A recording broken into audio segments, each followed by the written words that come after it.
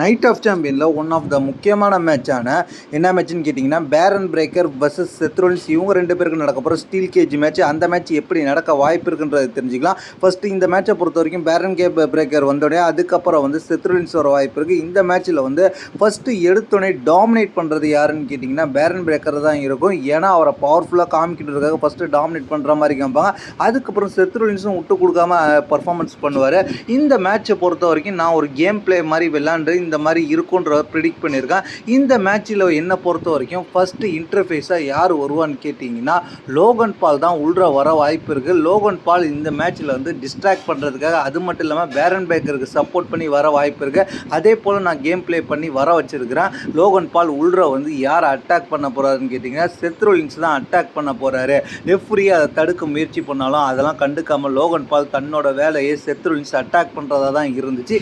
அதுக்கப்புறம் இந்த மேட்ச்சில் ஒரு சர்ப்ரைஸ் ரிட்டனாக என்ன நடக்க போகுதுன்னு கேட்டிங்கன்னா லோகன் பால் வந்து கொஞ்சம் ப்ளே பண்ணிக்கிட்டு இருக்கிற நேரத்தில் லோகன் பாலையும் செத்ரோலின்ஸ் அட்டாக் பண்ணி சமாளிச்சிக்கிட்டு இருக்கிற நேரத்தில் என்ன நடக்கும்னு கேட்டிங்கன்னா ஷாக்கிங்காக இன்ஜுரியில் போயிருந்த பிரான்சன் ரீடு வர்றாரு. பிரான்சன் ரீடு வரும்போது சும்மா வராமல் ஸ்டீல் சேரோடு வர்றாரு. வந்து அவரும் செத்ரோலின்ஸை அட்டாக் பண்ண தான் முயற்சி பண்ணுறாரு. அதனால் இந்த மேட்ச் இன்ட்ரெஸ்டிங்காக போகுது.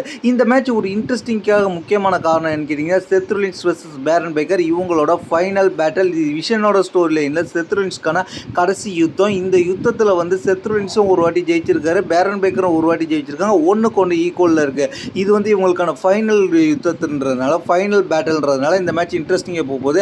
அது மட்டும் இல்லாமல் செத்ரோலின்ஸ் அடுத்து நடக்க போகிற சம்மர் ஸ்லாமில் ஒரு பெரிய மேட்ச் விளையாட போகிறான்ற ரூமர் போயிட்டு இருக்கு. ஏன்னா 2 நாள் நடக்க போகிற சம்மர் ஸ்லாம் ரொம்பவே முக்கியமானது. அந்த சம்மர் ஸ்லாமில் செத்ரோலின்ஸ் ஒரு பெரிய மேட்ச் விளையாடுவார்ன்றதுனால என்னை பொறுத்த வரைக்கும் இந்த மேட்சை பொறுத்த வரைக்கும் செத்ரோலின்ஸ் ஜெயிக்கிறதுக்கு அதிகபட்ச வாய்ப்பு இருக்குது. அது மட்டும் இல்லாமல் இந்த மேட்ச்சில் வந்து செத்ரோலின்ஸை அட்டாக் பண்ண பிளட் லைன் மெம்பர்ஸ் கூட வரலான்ற மாதிரி ரூமர் போயிட்டு இருக்கு. ஏன்னா செத்ரோலின்ஸ் அடுத்து பிளட் லைனுக்கு எகெயின்ஸ்டாக ஒரு ஸ்டோரி லைன் போவார்ன்ற மாதிரி ரூமர் போயிட்டுருக்குன்றதுனால இந்த மாதிரி நடக்க வாய்ப்பு இருக்கு. அதனால் இந்த நைட் ஆஃப் சாம்பியனில் செத்ரோலின்ஸ் ஜெயிச்சது பிறகு கூட ரோமன் ரெயின்ஸ் வந்து ஃபேஸ் டு ஃபேஸ் சந்திக்கலாம் அப்படின்ற ரூமரும் போயிட்டுருக்கு. அதனால் இந்த நைட் ஆஃப் சாம்பியன் ஒரு பெரிய இன்ட்ரெஸ்ட்டை எதிர்பார்ப்பை ஏற்படுத்தியிருக்கு. அதுவும் இந்த மேட்ச்சில் இந்த மாதிரி சம்பவம் நடக்க போகுதுன்றது இப்போதைக்கு உங்களுக்கு கிளியர் ஆகிருக்கும். இதை பற்றி நீங்கள் என்ன நினைக்கிறீங்கன்றது கீழே உள்ள கமெண்ட் செக்ஷனில் கமெண்ட் பண்ணுங்கள்.